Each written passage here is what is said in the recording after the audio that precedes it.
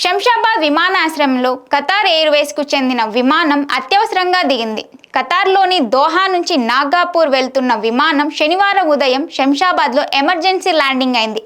నాగ్పూర్లో వాతావరణ పరిస్థితులు అనుకూలించకపోవడంతో విమానాన్ని హైదరాబాద్కు దారి మరలించారు.